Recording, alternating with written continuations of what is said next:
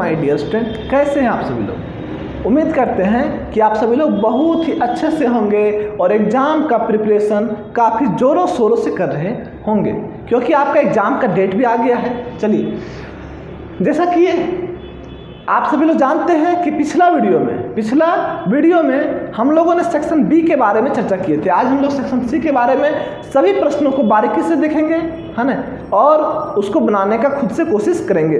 प्यारे विद्यार्थियों, आइए हम लोग सेक्शन सी को स्टार्ट करते हैं चंद लाइनों के साथ। कहते हैं,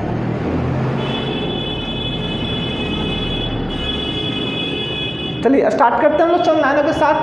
कहते हैं, होके मायूस यूं ना शाम की तरह ढलते रहिए, होके मायूस यूं ना शाम की तरह ढलते रहिए, जिंदगी एक भोर है, जिंदगी एक भोर है, सूरज की तरह निकलते रहिए।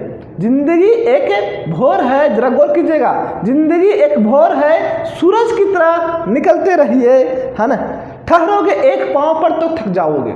प्यारे विद्यार्थियों, ठहरोगे एक पांव पर तो थक जाओगे, धीरे धीरे ही सही, धीरे धीरे ही सही, पर अपने मंजिल की ओर हमेशा बढ़ते रहिए, हमेशा बढ़ते रहिए। प्यारे विद्यार्थियों, एक बार में, एक रात में कोई भी सम्राट नहीं बनता है ना। धीरे धीरे मेहनत करना पड़ता है, तब जाकर के कई रातों का परिश्रम रहता है, तब जाकर के कोई कुछ बन पाता है, तब उसको ज़िंदगी में सफलता मिलता है। ठीक उसी तरह से आपको भी अगर अपना मंजिल को पाना है, अगर आप जो गोल सेट किए हैं अगर उसको पाना है, तो आप धीरे धीरे ही सही, लेकिन प्रत्येक दिन मेहनत कीजिए। ऐसा नहीं कि एक दिन पूरा मेहनत करना है और दूसरे दिन पूरा बैठ जाना है, ऐसा नहीं करना है। प्यारे विद्यार्थियों, अगर ज़िंदगी में आपको सफलता पाना है तो कंटिन्यूअसली आपको मेहनत करना पड़ेगा, प्रत्येक दिन आपको टाइम देना पड़ेगा। भले आप चाहे 10 घंटा की जगह पे आप 8 घंटा ही पढ़ें, पर रेगुलर 8 घंटा पढ़ें। ऐसा नहीं है कि एक दिन आप 16 घंटा पढ़ लिए और दूसरे दिन फिर आराम करने लगे। प्यारे विद्यार्थियों, कंटिन्यूअसली मेहनत में ये पावर होता है, बूंद बूंद करके घड़ा भरता है। आपको तो पता ही होगा कछुए और खरगोश का जो रेस हुआ था, उसमें खरगोश जीता था। रीजन क्या था? वो धीरे धीरे ही चल रहा था, लेकिन हमेशा चलते गया, चलते गया, चलते गया। एक बार ऐसा समय आया कि उसको अपना मंजिल मिल गया और खरगोश वहां से पराजय हो गया। प्यारे विद्यार्थियों, आपको भी धीरे धीरे ही सही, लेकिन आगे बढ़ते रहना है। आइए हम लोग स्टार्ट करते हैं क्वेश्चन नंबर 15 से। हाँ, क्वेश्चन नंबर 15 आपका दिया हुआ है, कह रहा है कि from a gentleman and 4 ladies. कह रहा है एक gentleman, from a gentleman and 4 ladies, committee of 5 each to be formed in how many ways can be done if. प्यारे विद्यार्थियों, कह रहा है फ्रॉम 6, यहाँ पे थोड़ा छुटा हुआ है क्वेश्चन में, कह रहा है कि फ्रॉम 6 जेंटलमैन, फ्रॉम 6 जेंटलमैन।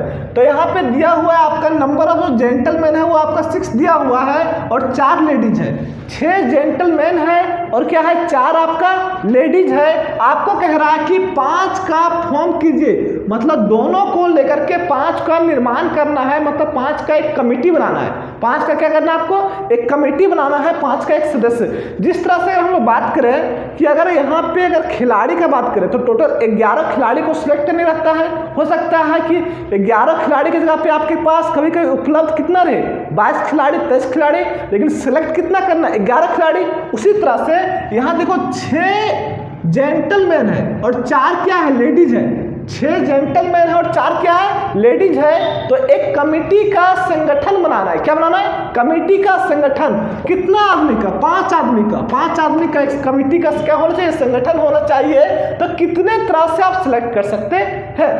अगर पहला क्वेश्चन कह रहा है कि देयर इज नो रेस्ट्रिक्शन, अगर इसमें से कोई रेस्ट्रिक्शन आपको नहीं दिया जाए तब, और दूसरा कह रहा है कि the committee is to include at least 1 lady. प्यारे विद्यार्थियों, आइए इसको क्रिकेट से थोड़ा सा जोड़ करके हम लोग सीखते हैं। कैसे?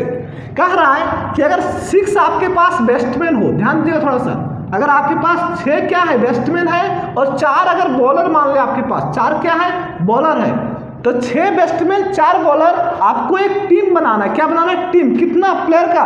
5 प्लेयर का आपको टीम बनाना है। तो आप किसी तरह से बना सकते हैं कि जो 6 बैट्समैन है, तो 6 बैट्समैन में आप किसी को 6 बैट्समैन में से ले सकते हैं। पहला बार हो सकता है कि इसमें रेस्ट्रिक्शन जो है सो नहीं दिया हुआ है, तो आप किसी को भी ले सकते हैं। तो कितने तरीका हो सकता है, कितना तरीका हो सकता है 5 प्लेयर बनाने का। जैसे अगर हम बात करें कि यहाँ पे आप पहला खिलाड़ी को लिए जो बैट्समैन था और यहाँ से पहला बॉलर को ले लिए। हो सकता है इस तरह से कि आप यहाँ पे 5 को बैट्समैन को लें और एक बॉलर को ले लें। हो सकता है यहाँ पे आप 5 बैट्समैन को लें, एक को बॉलर को नहीं लें, है ना। तो इसमें जब रेस्ट्रिक्शन नहीं होगा तो आप कुछ भी ले सकते हैं, यहाँ से 5 ले सकते हैं, या तो फिर हो सकता है आपका 4 बॉलर रहे और एक बैट्समैन रहे। तो जब रेस्ट्रिक्शन नहीं होगा तो आप किस तरह से कर सकते हैं। और दूसरा कह रहा है कि इसमें एक रेस्ट्रिक्शन दिया हुआ है कि the committee is to include at least 1 lady, एक लेडी को होना ही चाहिए, है ना। तो जो रेस्ट्रिक्शन देगा ना तो क्या करना है कि वो बात फिक्स कर दिया कि एक लेडीज होना चाहिए। आइए देखते हैं, बारीकी से इसको समझने का प्रयास करेंगे। प्यारे विद्यार्थियों, अगर आप ध्यान दीजिएगा तो यहाँ पे आपको दिया हुआ है वी हैव, हम लोग के पास है, देखिए तो क्या क्या है हम लोग के पास। हम लोग के पास क्या क्या है, 6 जेंटलमैन है। Number of gentleman, number of gentleman आपका कितना है, देखिए तो नंबर ऑफ जेंटलमैन का बात करें तो 6 है। नंबर ऑफ लेडीज का बात करें, नंबर ऑफ लेडीज कितना दिया हुआ है, 5 दिया हुआ है। नंबर ऑफ जेंटलमैन आपका 6 दिया हुआ है, नंबर ऑफ लेडीज कितना दिया हुआ है, 5 दिया हुआ है ना। आपको बनाना है कितना, पहला में अगर देयर इज नो रेस्ट्रिक्शन है तो 5 का निर्माण कीजिए। तो 5 का निर्माण कीजिए तो हो सकता है, देखिए total number of ways, total number of ways to select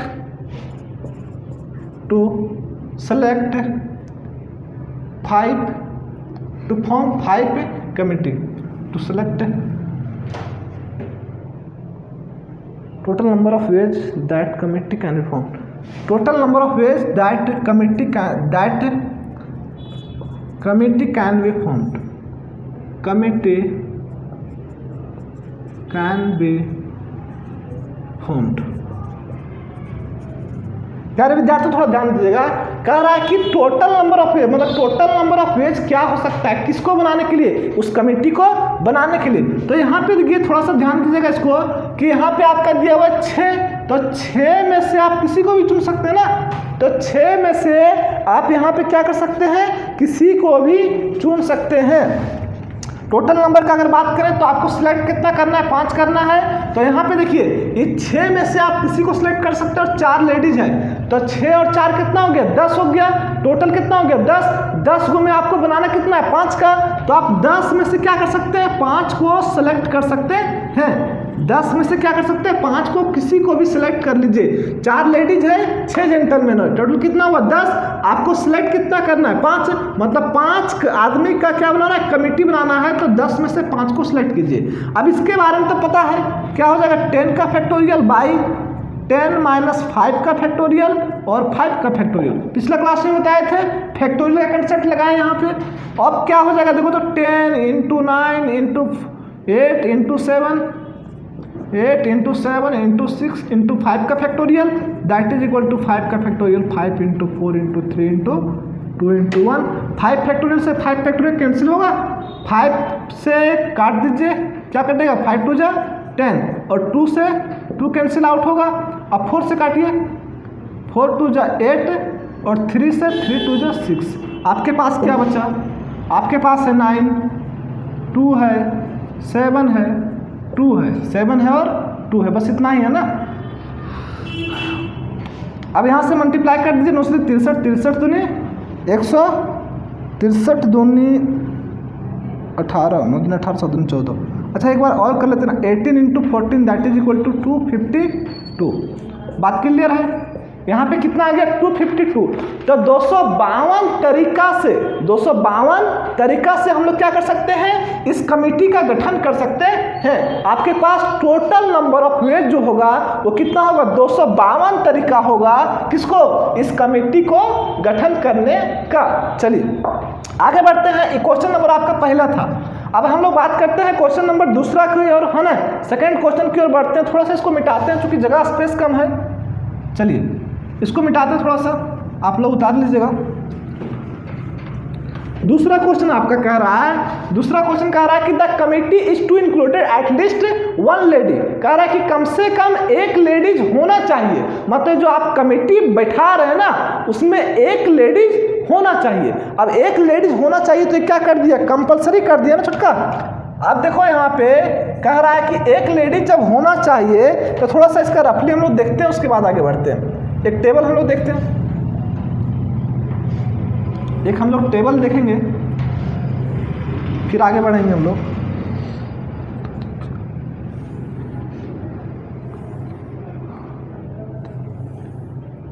चलिए, यहाँ पे है number of ladies, number of ladies, number of gentleman, number of gentleman, और यहाँ पे आपका number of ways, total number of veg, number of veg. प्यारे विद्यार्थियों, क्या कह रहा है कि एक लेडीज को तो फिक्स ही करना है, मतलब एक लेडीज होना चाहिए। इस कमेटी में क्या कह रहा है कि कम से कम एक लेडीज होना ही चाहिए। अब एक लेडीज होना चाहिए, क्या बात कर दिया, कंपलसरी का। अब कंपलसरी का बात कर दिया प्यारे विद्यार्थियों, तो अगर एक लेडी होगी, कम से कम एक होना चाहिए, ज़्यादा से ज़्यादा कितना हो सकता है। तो मान लेते हैं कि एक लेडी को हम लोग सिलेक्ट कर रहे हैं, तो जेंटलमैन कितना होगा 4, टोटल कितना सेलेक्ट करना है 5, तो 4 और 1 कितना हो गया 5। तो यहाँ पे हम लोग क्या देखें कि 4 लेडीज कितना है 4 में सिलेक्ट कितना किए 1 को, और यहाँ पे हम लोग क्या कर रहे हैं 6 जेंटलमैन में से 1 को हम लोग कितना 4 को सिलेक्ट कर रहे हैं। 6 जेंटलमैन में से हम लोग कितना सेलेक्ट कर रहे हैं 4 को। जब दोनों को आप कैलकुलेट कीजिएगा by the rule of combination से, अगर कॉम्बिनेशन को फॉलो करते हुए अगर कैलकुलेट कीजिएगा तो आपका कुछ इस तरह से आएगा 4 × 15 दैट इज इक्वल टू 60। चलिए दिखा दें थोड़ा सा। 4 और 4 का 4C1 को कैसे कैलकुलेट कीजिएगा, 4 का फैक्टोरियल और 4 में 1 जाएगा तो 3 का फैक्टोरियल और 1 का factorial, that is equal to 4 × 3 का फैक्टोरियल, और यहाँ पे क्या हो जाएगा देखिए तो 3 का factorial cancel out, that is equal to 4। तो यहाँ से इसका आया 4 और इसका आया 15, वो कैलकुलेट कर लीजिएगा। उम्मीद है कि आप इसको कर सकते हैं। चलिए अब हम लोग आते हैं, देखिए अगर नंबर ऑफ लेडीज की संख्या 2 हो और नंबर ऑफ जेंटलमैन तो कितना लेंगे 3 और 2 5, तो क्या हो जाएगा 4 में हम लोग 2 को सिलेक्ट कर रहे हैं और यहाँ पे 6 में से हम लोग कितना को 3 को सिलेक्ट कर रहे हैं, तब यहाँ पे आपका कुछ आएगा 6 × 20 दैट इज इक्वल टू 120। तीसरा क्या कर सकते हैं, 3 लेडीज रख सकते हैं और 2 को जेंटलमैन रख सकते हैं। तो 4 में आप सेलेक्ट कितना कर रहे हैं 3 को, और 1 में कर रहे हैं 6 जेंटल में से सेलेक्ट कितना कर रहे हैं 2 को। तो 6 जेंटल में से 2 को सिलेक्ट कर रहे हैं, तो ये आपका क्या आ जाएगा यहाँ पे 4 × 15 दैट इज इक्वल टू 60। और लास्ट है कि आपका 4 लेडीज हो सकती है, क्या कि लेडीज 4 तक तो जा सकता है ना, 4 लेडीज और 1 क्या हो सकता है जेंटलमैन। तो 4 लेडीज और 1 जेंटलमैन को जब सिलेक्ट कीजिएगा आप, तो 4 × 6C कितना 1 जेंटलमैन, तो आपका क्या आ जाएगा यहाँ पे 1 × 6 दैट इज इक्वल टू 6। अब कह रहा है कि टोटल नंबर ऑफ वेज कितना होगा, सबको जोड़ dीजिए। तो 60 + 100 टोटल नंबर ऑफ वेज का अगर हम बात करें, इसमें क्या बात करें टोटल नंबर ऑफ वेज का अगर हम लोग बात करें दूसरे प्रश्न के लिए, जब आपका क्या दिया रहे रेस्ट्रिक्शन थोड़ा सा दिया हुआ है कि एक लेडीज होना चाहिए, कंपलसरी है, तब आपका क्या हो जाएगा, सबको जोड़ दीजिए 6 + 120 + 60 + 6 दैट इज इक्वल टू, जोड़ने के बाद आपका कितना आएगा 246। देखिए 60 60 120 120 और 120 240 और 6 46। देखिए अगर रेस्ट्रिक्शन नहीं था तो 200 कितना आया 52। रेस्ट्रिक्शन क्या दे दिया, थोड़ा सा एक यहाँ पे कंडीशन दे दिया कि एटलीस्ट जो है वो 1 लेडीज होना चाहिए, तब इसका कितना सिलेक्शन होगा 246। ऐसा तरीका होगा जहाँ से हम लोग क्या कर सकते हैं, कमिटी का संगठन बना सकते हैं। कितना तरीके से 246 तरीके से हम लोग कमिटी का संगठन कर सकते हैं। चलिए आगे बढ़ते हैं, प्रश्न संख्या 2 की ओर बढ़ते हैं हम लोग। 15 तो हो गया, आप 16। इसमें टोटल 5 क्वेश्चन है प्यारे विद्यार्थियों, जिसमें आपको जो है सो बनाना है 3 क्वेश्चन। 5 में 3 क्वेश्चन बनाना है।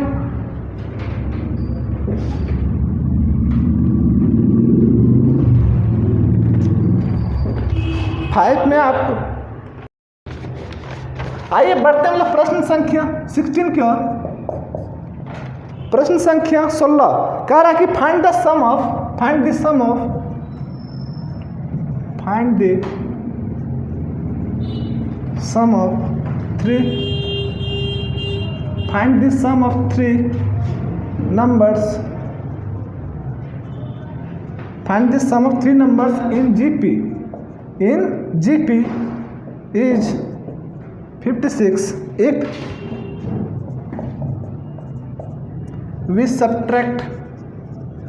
if we subtract 1 7 21 from these numbers in that order we obtain NAP.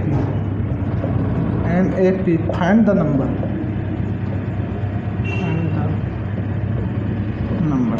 चलिए पहले हम लोग क्या करेंगे, प्रश्न को समझेंगे। क्या कह रहा है, find the sum of 3 numbers in GP. 3 number क्या है आपका, जीपी में है। किस में है, जीपी, मतलब ज्योमेट्रिक प्रोग्रेशन में है आपका। कह रहा है कि तीनों नंबर का समेशन दिया हुआ 56 इफ वी सब्ट्रैक्ट, अगर हम लोग उसमें घटाते हैं, अगर हम लोग वो तीनों नंबर जो मानेंगे ना, जब उसमें हम लोग उसको घटाएंगे, क्या करेंगे, घटाएंगे। किसको, 1 को, 7 को, 21 को, from this numbers in that order we obtain AP, है ना। तो कह रहा है कि जब उसको हम लोग घटाते हैं तो बन जाता है एपी। जो 3 नंबर जीपी का है, जब उसमें हम लोग घटाएंगे इतना को, तब बन जाता है कुछ ये एपी। तो कह रहा है कि फाइंड द नंबर, तो तीनों नंबर क्या होगा। चलिए देखते हैं इसको।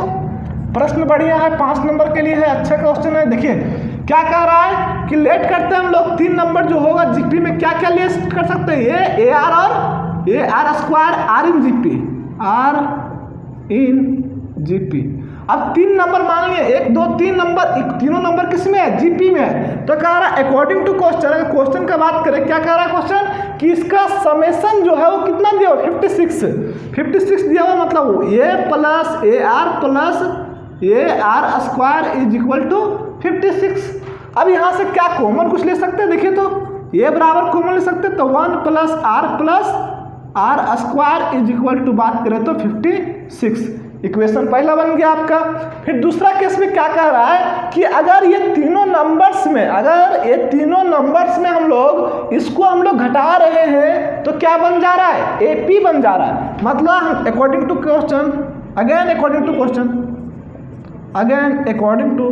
फिर से क्वेश्चन के अनुसार, ये में अगर हम लोग माइनस कर रहे हैं 1 को, और ए आर में घटा रहे हैं कितना, 7 को, और ए आर स्क्वायर में अगर हम लोग 21 को घटाते हैं तो आर इन जीपी,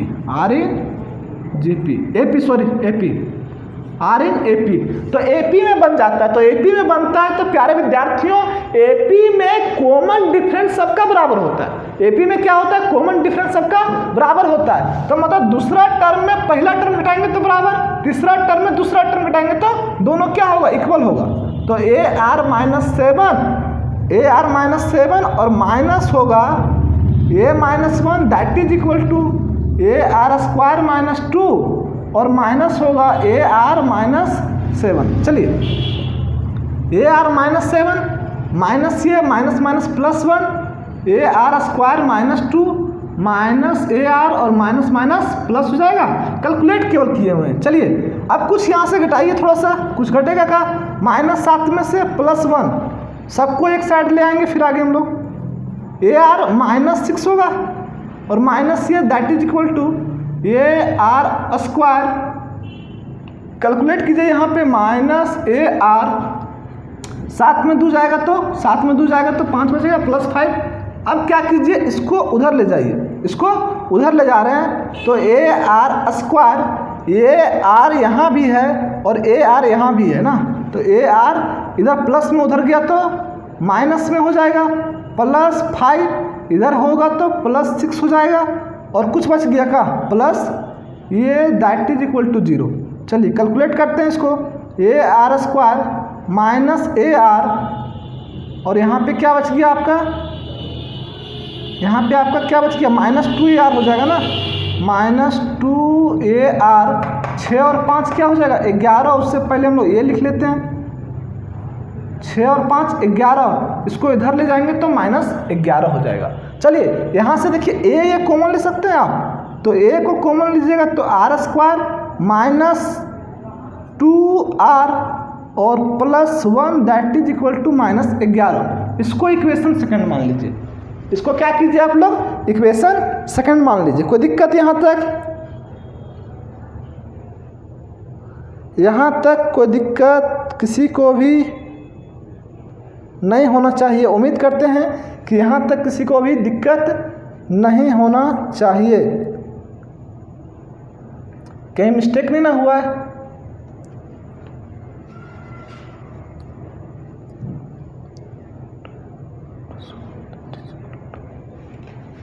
एट आया हुआ था, कहीं थोड़ा सा देखिए तो मिस्टेक तो नहीं ना हुआ है कहीं पे। अगर हम लोग बात करें AR -7 माइनस ये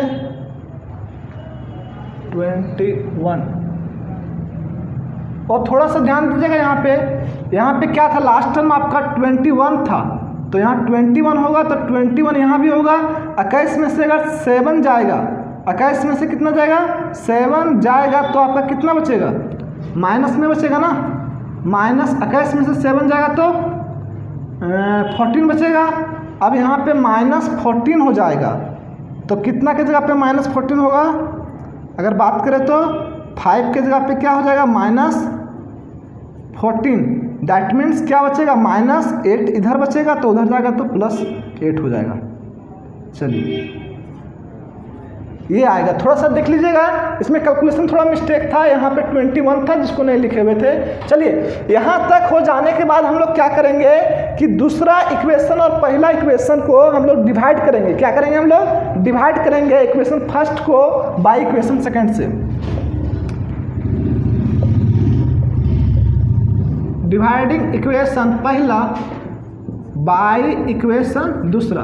प्यारे विद्यार्थियों, काम क्या कर रहे हैं, डिवाइड कर रहे हैं किसको, इक्वेशन फर्स्ट को किससे, इक्वेशन सेकंड से। तो देखिए यहाँ पे फर्स्ट इक्वेशन में क्या, ये है 1 है प्लस r है और r² है, इसको हम लोग को डिवाइड करना था, इज इक्वल टू 56। दूसरा इक्वेशन आपका क्या है, ये है r² है -2r है +1 है दैट इज इक्वल टू 8 है। चलिए डिवाइड करते हैं, तो ये कैंसिल आउट होगा, 8 को कैंसिल आउट कीजिए, 8 से बन जाए 56। दोनों को क्रॉस मल्टीप्लाई करेंगे, यहाँ कुछ नहीं तो 1 है, तो 1 को मल्टीप्लाई करेंगे तो वही आपका आएगा, और इसको मल्टीप्लाई कीजिए 7 से, तो क्या हो जाएगा 7r², 7 दूनी 14r और +7। अब यहाँ से कैलकुलेट करते हैं हम लोग, तो 1 + r+r² that means -7r² + 14r -7। क्या किया हम लोग, जितना भी इधर टर्म था सबको क्या किया, इधर हम लोग ले आए, तो उधर जो माइनस में था प्लस में, जो प्लस में था वो क्या हो गया, माइनस में हो गया। तो अब यहाँ से कैलकुलेट कीजिए आप लोग, तो यहाँ पे क्या r², यहाँ -7r², तो क्या हो जाएगा -6r² होगा, -6r², ये दोनों का काम हो गया। अब r यहाँ पे है और r यहाँ पे, तो क्या हो जाएगा 15r हो जाएगा, -7 और +1 मतलब कि -6 = 0। क्या कर सकते हैं आप, -3 को कॉमन ले सकते हैं, -3 कॉमन ले सकते हैं ना, -3 को कॉमन आप लोग ले सकते हैं।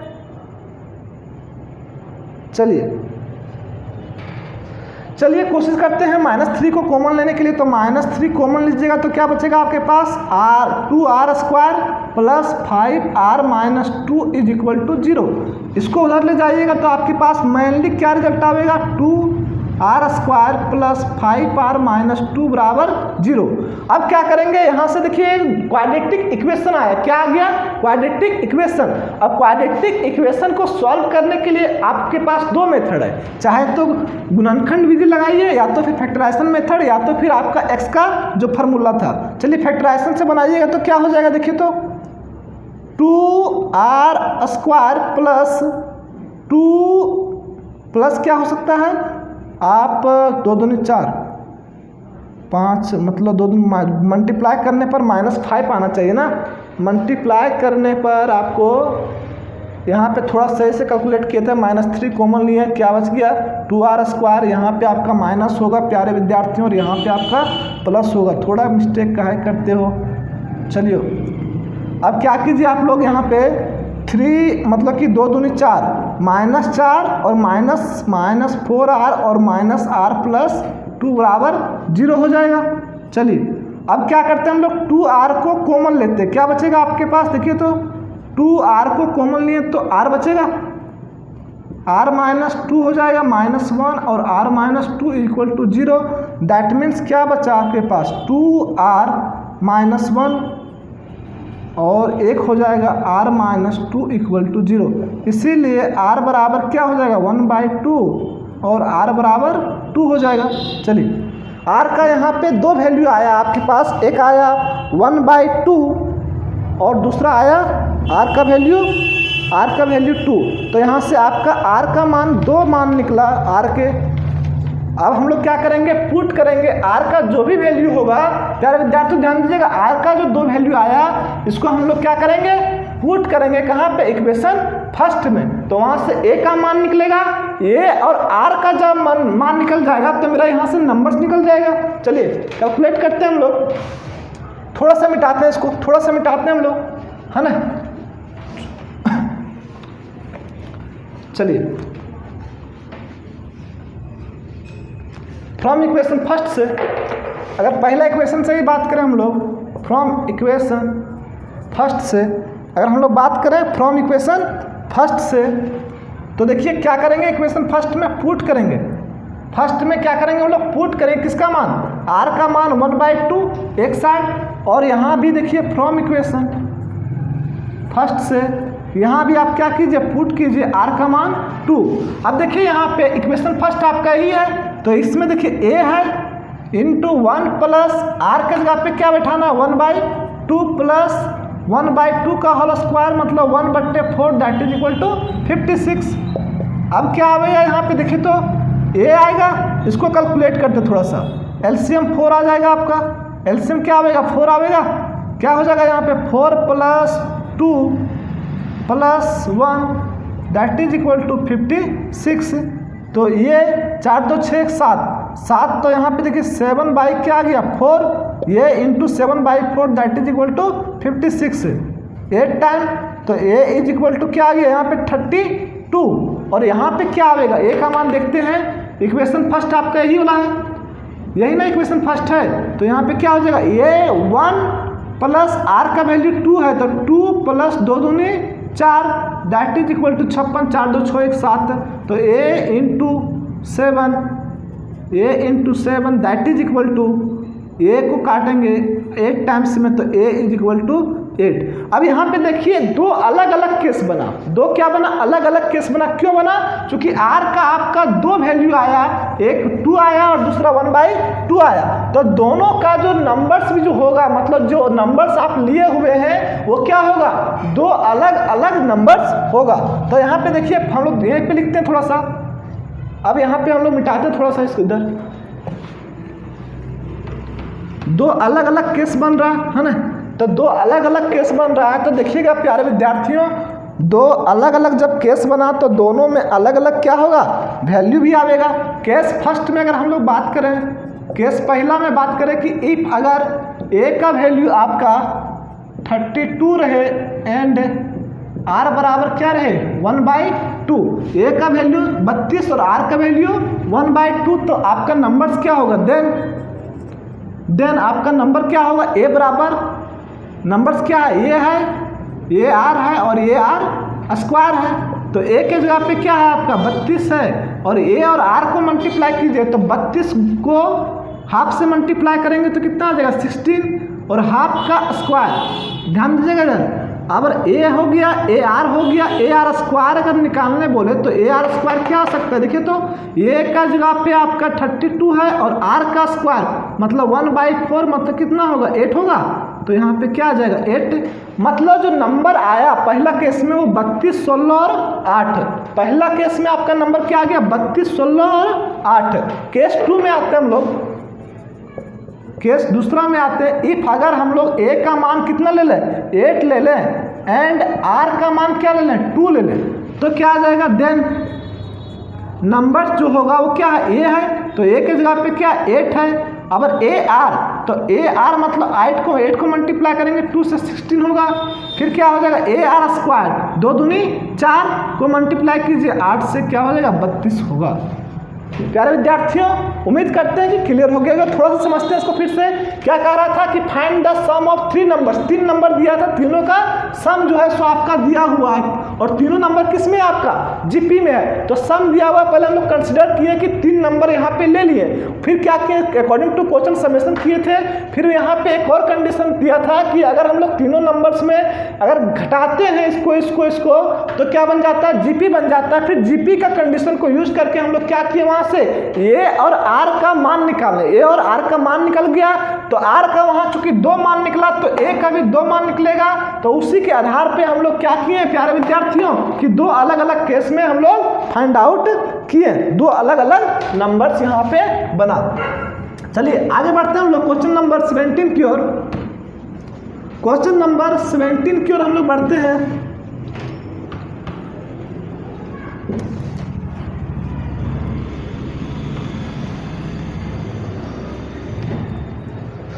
क्वेश्चन नंबर 17 आपका कह रहा है कि find the equation of the line. Question अच्छा है आपका 17 भी कह रहा है कि find the equation of a line perpendicular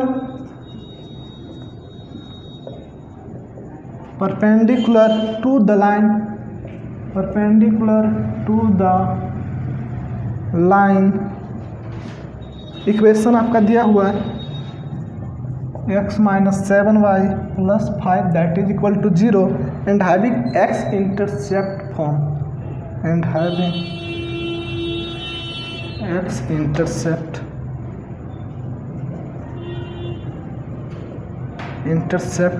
that is equal to 3।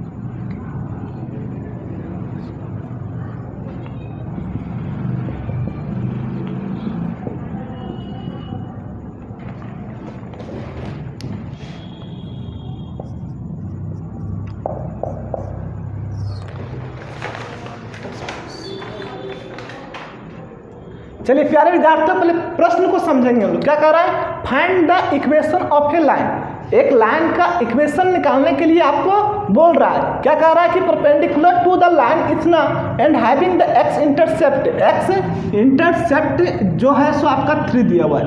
प्यारे विद्यार्थियों अगर ध्यान से आप इस प्रश्न को देखिएगा तो आपका कुछ इस तरह से कह रहा है। क्या कह रहा है कि एक यहाँ से लाइन है, एक क्या है आपका लाइन है जिसका इक्वेशन आपका दिया हुआ है, लाइन देख रहे हैं, इस लाइन का आपका इक्वेशन यहाँ पे दिया हुआ है। और क्या कह रहा है कि एक लाइन ऐसा भी आ रहा है जो परपेंडिकुलर है इस लाइन पे, तो ये जो है सो यहाँ पे क्या बना रहा है परपेंडिकुलर।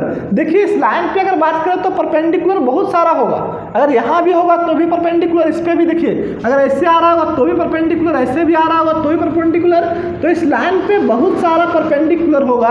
तो कह रहा है कि यहाँ पे एक लाइन इस तरह से पास हो रहा है जो परपेंडिकुलर है और x इंटरसेप्ट है जो 3 पे कट कर रहा है। देखिए यहाँ पे कट कर रहा है तो इसका यहाँ पे 3 और 0 होगा, क्योंकि यहाँ पे जब भी x इंटरसेप्ट का बात करेगा तो y इक्वल टू 0, तो यहाँ पे y बराबर क्या हो जाएगा 0, क्योंकि x इंटरसेप्ट है तो यहाँ पे x इज इक्वल टू क्या हो गया 3 हो गया।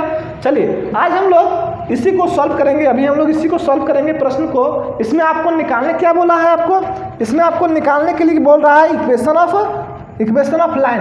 तो इस लाइन का जो होगा वो इक्वेशन क्या होगा, चलिए देखते हैं इसको। गिवन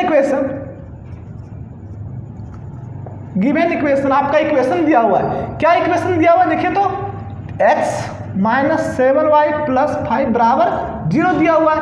अब क्या कर सकते हैं इसको उधर ले जाइए, है ना, तो 7y = x + 5 होगा।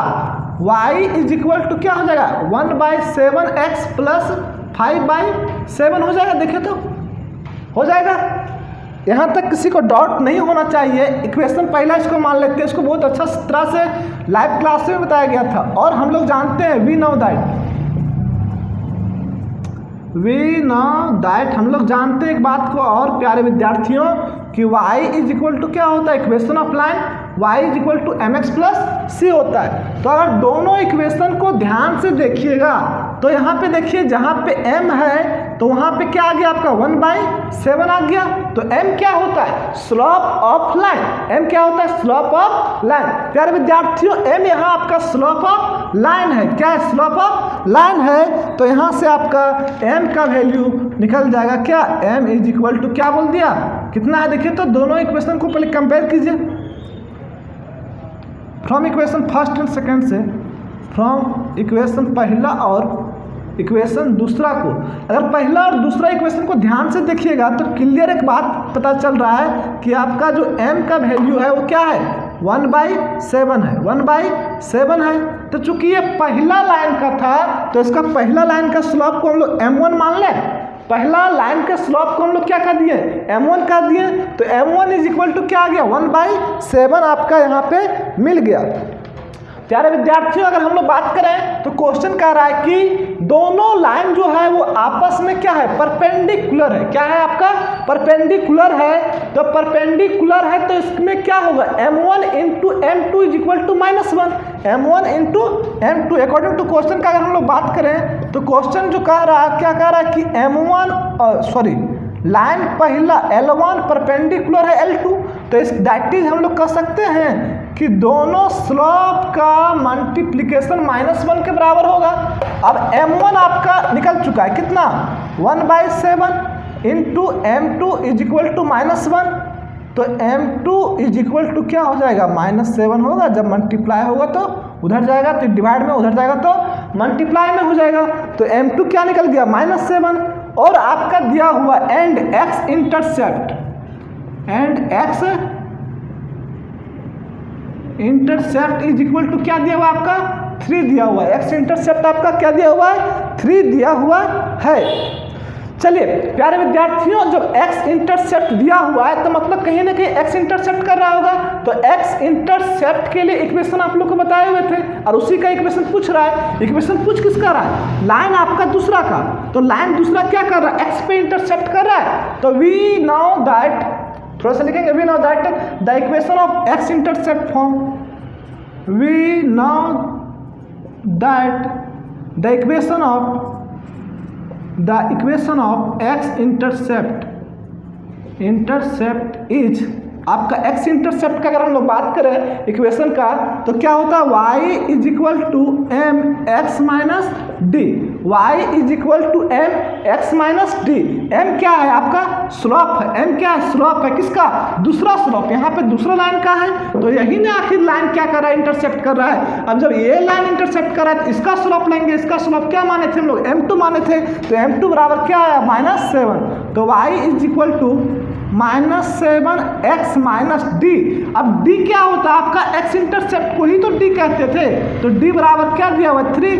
अब कैलकुलेट कीजिए इसको। तो y is equal to -7x और माइनस माइनस प्लस 21। क्या कीजिए इसको इधर ले आइए तो 7x प्लस y माइनस 21 बराबर 0 विच इज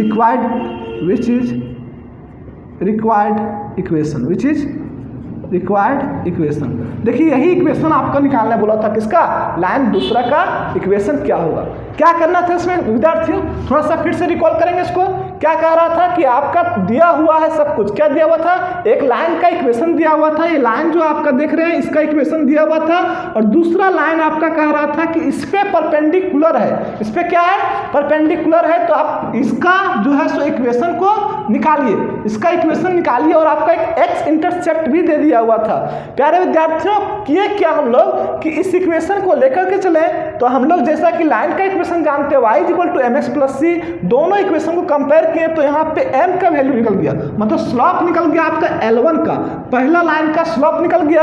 अब जब पहला लाइन का स्लोप निकल गया तो दोनों का जो कंडीशन दिया हुआ था क्वेश्चन में कि दोनों लाइन आपस में परपेंडिकुलर है, तो वहां से हम लोग m2 निकाल लिए।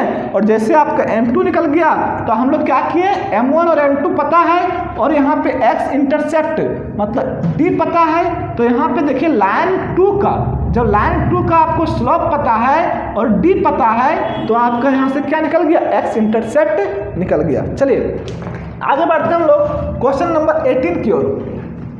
ये सब प्रश्न को आप देख करके जाइएगा प्यारे विद्यार्थियों, आने का संभावना इसका ज्यादा है।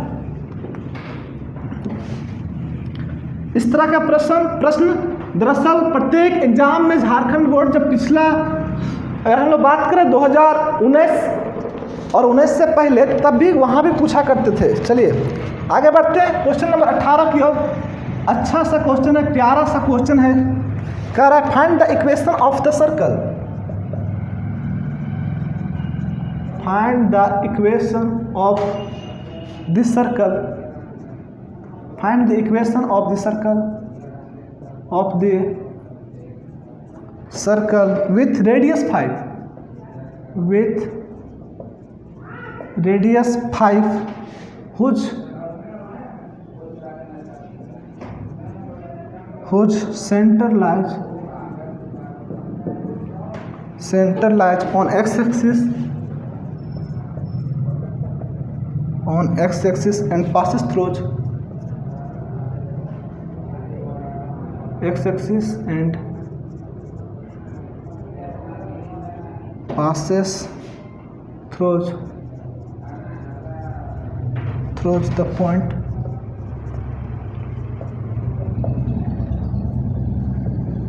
2 or 3.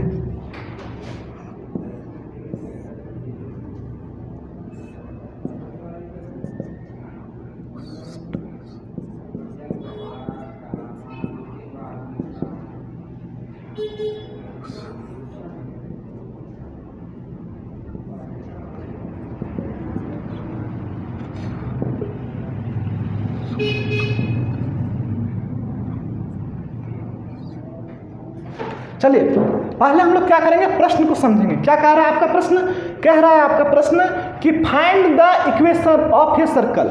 आपको सर्कल का इक्वेशन निकालना है। किसका निकालना है, सर्कल का इक्वेशन निकालना है। कब, सर्कल का इक्वेशन निकालना है जब आपका रेडियस जो है वो 5 सेंटीमीटर दिया है और centre lies on the x axis. कह रहा है सेंटर इसका लाइज करता है कहाँ पे, एक्स एक्सिस पे। देखिए फिगर से बात क्लियर है, फिगर में क्या किया हुआ है कि आपका एक्स एक्सिस है और वाई एक्सिस है, तो एक्स एक्सिस पे क्या कर रहा है, इसका सेंटर लाई कर रहा है, मतलब इसका सेंटर जो होगा वो एक्स एक्सिस पे ही होगा, एक्स एक्सिस पे ही सेंटर इसका होगा। एक पॉइंट आपका दिया हुआ है, पॉइंट दिया हुआ है और रेडियस दिया हुआ है, तो कह रहा है आपको कि इक्वेशन ऑफ सर्कल निकालिए। प्यारे विद्यार्थियों अगर हम लोग बात करें इक्वेशन ऑफ सर्कल का, किसका बात करें, इक्वेशन ऑफ सर्कल का, तो जैसा कि हम लोग इक्वेशन ऑफ सर्कल हम लोग जान रहे हैं कि वी नो दैट, लिखते थोड़ा सा इसको कि required equation of circle, equation of circle is, देखिए आपको क्या निकालने के लिए बोल रहा है कि x square plus Y square, x square plus Y square plus 2gx plus 2fy plus 2fy plus c that is equal to 0। प्यारे विद्यार्थियों इक्वेशन ऑफ जो सर्कल होता है वो यही होता है। अब चूंकि इसी का इक्वेशन जो होगा वो निकालने के लिए आपको बोला जा रहा है, तो इक्वेशन निकालने के लिए देखिए आपको जरूरत क्या क्या पड़ेगा, समझिए थोड़ा सा बात को। इक्वेशन निकालने के लिए बोल रहा है आपका ये जो पॉइंट है, कह रहा है कि इससे ये पास कर रहा है, इससे ये पास कर रहा है, मतलब सेटिस्फाई भी कर रहा होगा, सेटिस्फाई भी तो कर रहा होगा, अब पास कर रहा है सेटिस्फाई भी कर रहा होगा। तो प्यारे विद्यार्थियों आपको यहाँ पे क्या करना पड़ेगा, जी का वैल्यू फाइंड आउट करना पड़ेगा, एफ का वैल्यू फाइंड आउट करना पड़ेगा और सी का वैल्यू फाइंड आउट करना पड़ेगा, तब जाकर क्या मिलेगा आपको, इक्वेशन मिलेगा। चलिए अब कह रहा है कि अगर 2 और 3 से पास कर रहा है तो इसको सेटिस्फाई भी करेगा। चलिए and it passes throughs, and ये जो है so it passes throughs the point, throughs the point, कहाँ से पास कर रहा है, 2 और 3 से, तो 2 और 3 क्या कर रहा है, इस इक्वेशन को सेटिस्फाई कर रहा है। मतलब जहाँ x है वहाँ 2 बैठाएंगे और y है वहाँ 3 बैठाएंगे, तो 2 का स्क्वायर 4 होगा, 3 का स्क्वायर 9 हो जाएगा। तो यहाँ पे 2 को मल्टीप्लाई कीजिए तो 4g प्लस 6f हो जाएगा प्लस c बराबर 0। क्या किया हम लोग यहाँ पे कि जहाँ पे x था वहाँ पे 2 बैठाएं, जहाँ पे y था वहाँ पे 3 बैठाएं, 2 दूनी 4, 3 दिया 9 और कैलकुलेट किए इसको। अब यहाँ से हम लोग आगे बढ़ते हैं। अब हम लोग क्या करते हैं, आगे बढ़ते हैं यहाँ से हम लोग। तो आपका यहाँ पे क्या आएगा, थोड़ा सा इसको कैलकुलेट कर लीजिए। 9 और 4 को जोड़िए 13 हो जाएगा। 9 और 4 क्या हो जाएगा 13। इसको हम लोग क्या करेंगे, उधर ले करके जा सकते हैं। क्या कर सकते हैं, इसको हम लोग उधर ले करके जा सकते हैं। तो क्या बचेगा आपका 4g plus 6f, 4g plus 6f plus c बराबर -13। इसको हम लोग इक्वेशन सेकेंड कंसिडर करते हैं। यहाँ से आपका क्या हो गया, 2 इक्वेशन आपका बना। क्या बना आपका, 2 इक्वेशन यहाँ से आपका बन गया। चलिए कोई दिक्कत यहाँ तक, आगे बढ़ते हैं हम लोग। चूंकि हम लोग जानते हैं कि इसका सेंटर क्या होता है प्यारे विद्यार्थियों, अगर हम लोग बात करें सेंटर का तो इसका सेंटर क्या हो जाएगा, दी सेंटर -g और -f lies on the x axis. देखिए अगर हम लोग बात करें सेंटर का तो सेंटर बराबर को जो होता है -g और -f होता है, किसका, सर्कल का। सर्कल का सेंटर का बात करें तो -g और -f होगा।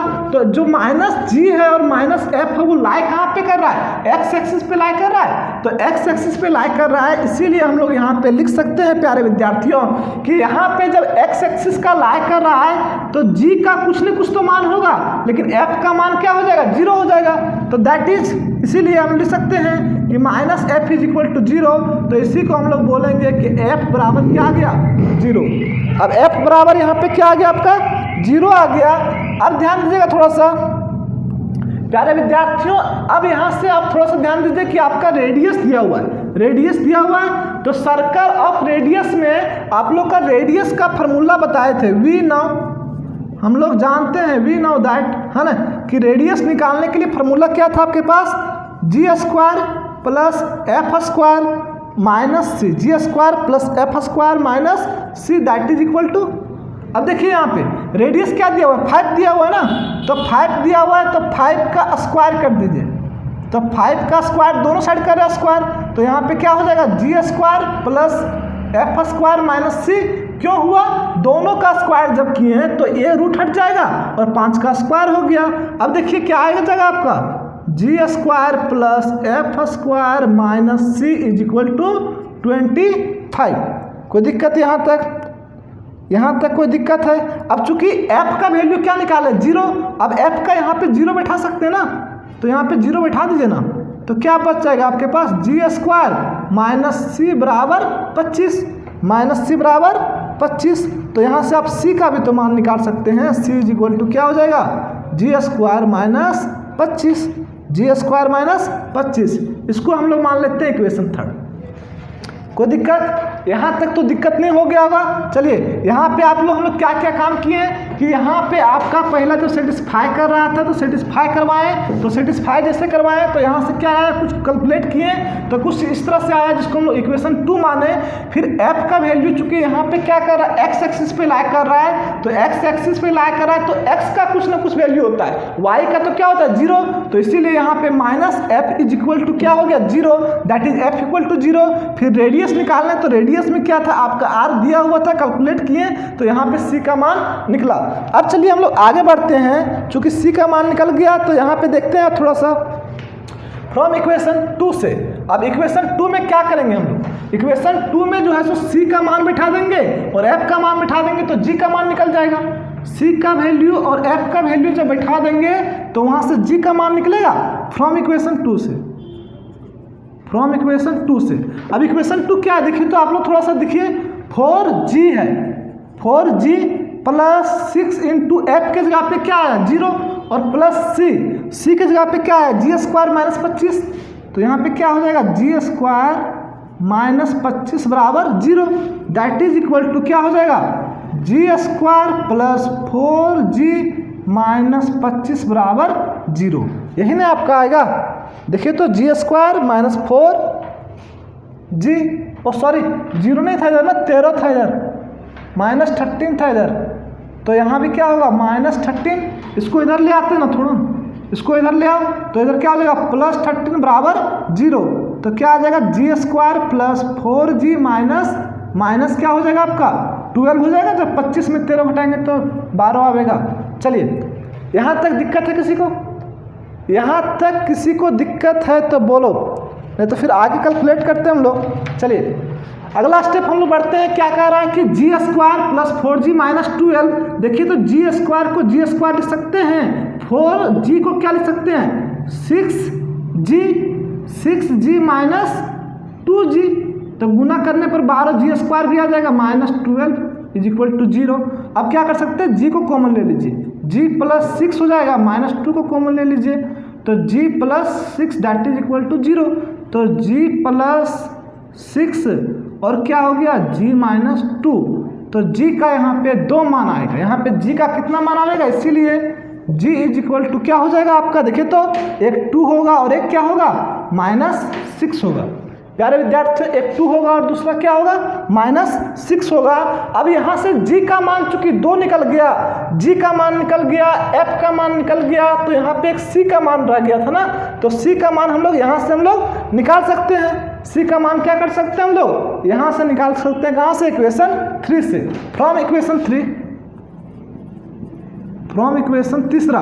अब इक्वेशन तीसरा में क्या होगा, देखिए तो इफ अगर g बराबर 2 होगा, g बराबर 2 होगा तो यहाँ पे देखिए c बराबर क्या हो जाएगा g² मतलब 2 का square 4 minus 25 that is equal to c बराबर माइनस 21 होगा। और अगर यहाँ पे वही बात करेंगे केस दूसरा में, इफ फ्रॉम इक्वेशन थर्ड से क्या बात कर रहे हैं, इफ अगर g बराबर क्या रहे माइनस 6 रहे, g बराबर क्या रहे माइनस 6 रहे, तो यहाँ पे c का मान क्या हो जाएगा 4, c का मान आपका क्या हो जाएगा g 6 के 36 माइनस 36 माइनस क्या हो जाएगा 25 दैट इज इक्वल टू 9 ना होगा, 5 और 6 5 11 होगा, सॉरी 11। तो c का यहाँ पे आपका 2 मान आया, क्या क्या एक माइनस 21 और दूसरा क्या आ गया 11 आ गया, माइनस 21 और 11, माइनस 21 और 11। चलिए एक माइनस 21 और दूसरा क्या आ गया 11 आ गया। अब हम लोग आते हैं रिक्वायर्ड इक्वेशन की ओर। इक्वेशन क्या निकालने बोल रहा था, सर्कल का ही ना बोल रहा था। अब सर्कल का इक्वेशन जब निकालने बोला था तो वहीं पे क्या करेंगे, चूंकि 2 केस बना तो दोनों पुट करना पड़ेगा। चलिए आगे हम लोग बढ़ते थोड़ा सा, इतना निहारिए तब तक। अब देखिए यहाँ पे c का वैल्यू माइनस 21 है और c का वैल्यू 11 है ना। c का वैल्यू क्या क्या है माइनस 21 कब, जब g का वैल्यू 2 है। तो कहेंगे केस पहला में इफ अगर c का वैल्यू कितना रख दें हम लोग माइनस 21 रख दें और g का वैल्यू क्या रखें, c का वैल्यू माइनस 21 और g का वैल्यू 2 रखें, तो रिक्वायर्ड इक्वेशन जो होगा वो क्या होगा, देखिए तो। और f तो यहाँ पे आपका ऑटोमेटिक ही 0 था, f तो ऑटोमेटिक ही नहीं 0 था। चलिए अब हम लोग इक्वेशन ऑफ सर्कल निकालते हैं, इसीलिए equation of circle, required equation of circle कर दो, अच्छा रहेगा। Required equation of circle, required equation of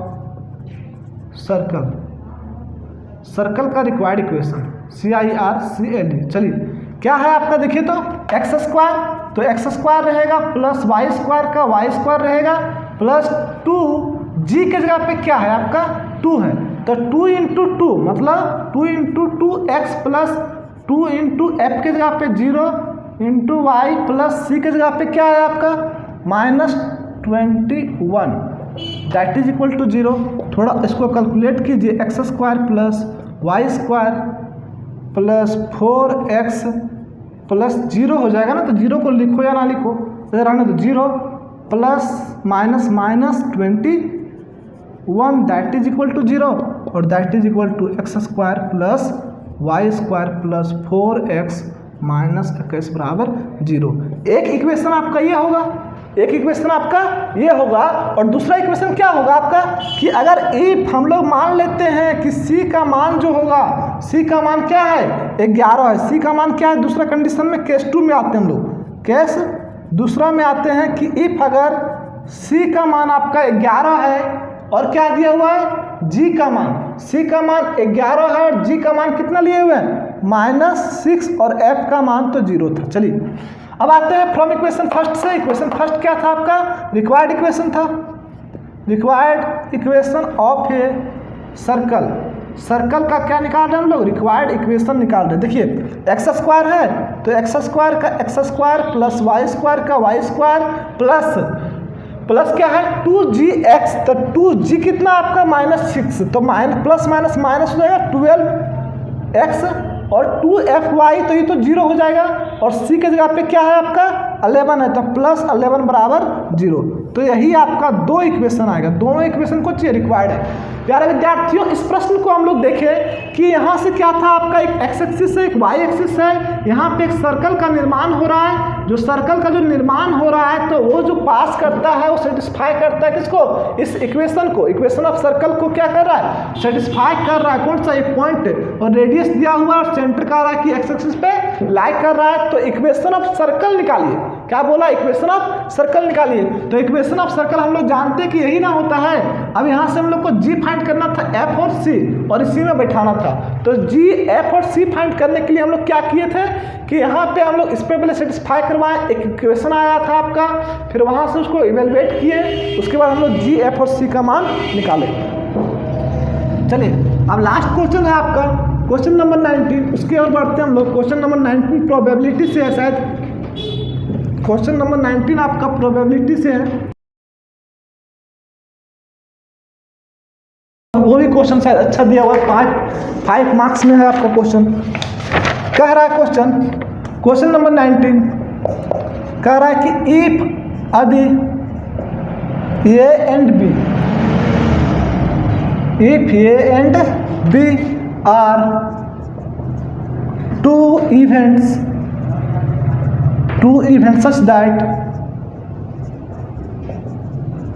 such that कुछ इस तरह से दिया हुआ है कि probability of A is equal to 0.54, probability of B that is equal to 0.69 and probability of A intersection B is equal to 0.35। तो कह रहा है देन फाइंड करने बोला। पहला question probability of A dash, दूसरा कह रहा है probability of A union B, तीसरा कह रहा है प्रोबेबिलिटी ऑफ ए का कंप्लीमेंट और बी का कंप्लीमेंट, तीसरा चौथा कह रहा है probability of A intersection B का कंप्लीमेंट, और पांचवा कह रहा है probability of B intersection A का कंप्लीमेंट, बी इंटरसेक्शन ए का कंप्लीमेंट, है ना। प्यारे विद्यार्थियों आप पहले समझिएगा प्रश्न को। क्या कह रहा है कि इफ ए और B are the two event, कह रहा है ए और बी मान लेते हैं क्या है, दो घटना है, दो एक्सपेरिमेंट किया गया होगा उसका घटना है। कह रहा है कि इस तरह से दिया हुआ है कि probability of A 0.54, probability of B is equal to 0.69 और probability of A intersection B इतना दिया हुआ है। तो फाइंड करना है ए का कंप्लीमेंट का प्रोबेबिलिटी, ए यूनियन बी का, ए का कंप्लीमेंट इंटरसेक्शन बी का कंप्लीमेंट, और चौथा कह रहा है ए इंटरसेक्शन बी का कंप्लीमेंट, और पांचवा क्या कह रहा है ए बी इंटरसेक्शन ए का कंप्लीमेंट। चलिए सॉल्व करते हैं इसको, लिखेंगे वी है हमारे पास है, क्या है देखिए तो क्या दिया हुआ है आपके पास, प्रोबेबिलिटी ऑफ ए बराबर क्या है 0.54, दूसरा है प्रोबेबिलिटी ऑफ बी 0.69, और तीसरा क्या कह रहा है आपका probability of and probability of A intersection B is equal to 0.35। चलिए कैलकुलेट करते हैं हम लोग। पहला कह रहा है प्रोबेबिलिटी ऑफ ए का कंप्लीमेंट। प्यारे विद्यार्थियों ए का कंप्लीमेंट मतलब क्या हो गया कि 1 माइनस ये मतलब एक वैसा इवेंट जो मतलब नहीं हो रहा है ना। मतलब प्रोबेबिलिटी ऑफ, अगर हम लोग ए का बात करें, पहला का बात करें, तो प्रोबेबिलिटी ऑफ ये नहीं कर रहा है यहाँ पे, ए का कंप्लीमेंट, मतलब जो घटना, एक ऐसा घटना जो घट ही नहीं रहा है उसका प्रोबेबिलिटी। तो क्या हो जाएगा इसका, प्रोबेबिलिटी ऑफ ए का कंप्लीमेंट बराबर प्रोबेबिलिटी ऑफ ये 1 माइनस प्रोबेबिलिटी ऑफ ये। तो 1 में से घटाएंगे किसको, प्रोबेबिलिटी ऑफ ये, क्या दिया हुआ है, ए बराबर 5.4, कैलकुलेट करेंगे तो क्या आ जाएगा 0.46। दूसरा क्या होगा देखिए, तो प्रोबेबिलिटी ऑफ आपको क्या पूछ रहा है, ये यूनियन बी। अब probability of A union B बराबर क्या होता है formula, probability of A plus probability of B, probability of A plus probability of B minus probability of A intersection B.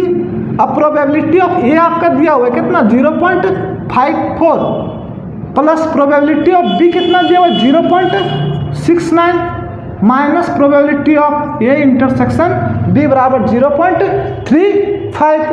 तो ये दो तीनों को कैलकुलेट करेंगे कितना आएगा, 0.8 और 8 आएगा। ये हो गया आपका दूसरा का आंसर, 0.8 और 8 आएगा। चलिए तीसरा हम लोग कैलकुलेट करते हैं, क्या कह रहा है, प्रोबेबिलिटी ऑफ ए का कंप्लीमेंट इंटरसेक्शन बी का कंप्लीमेंट। अब ए का कंप्लीमेंट इंटरसेक्शन क्या कह रहा है आपको, बी का कंप्लीमेंट, तो बराबर क्या होता है, बराबर अगर हम लोग बात करें, अगर प्रोबेबिलिटी ऑफ देखिए क्या कह रहा है कि ए का इंटरसेक्शन, ए का कंप्लीमेंट का इंटरसेक्शन, ए का कंप्लीमेंट का इंटरसेक्शन और बी का कंप्लीमेंट के साथ, है ना। तो यहाँ पे क्या निकल जाएगा आपका, देखिए तो इसका हो सकता है probability of A union b का complement that is equal to, इसको लिख सकते हैं 1 minus probability of A union b. इसको इस तरह से लिख सकते हैं हम लोग। चलिए इसको बताया गया क्लास में भी, है ना। तो 1 minus probability of A union B. अब 1 में से क्या घटाना, ए यूनियन बी का, ए यूनियन बी फाइंड किए, 0 पॉइंट क्या आ गया आपका 8 और 8 आया था, मतलब 0.12 आएगा।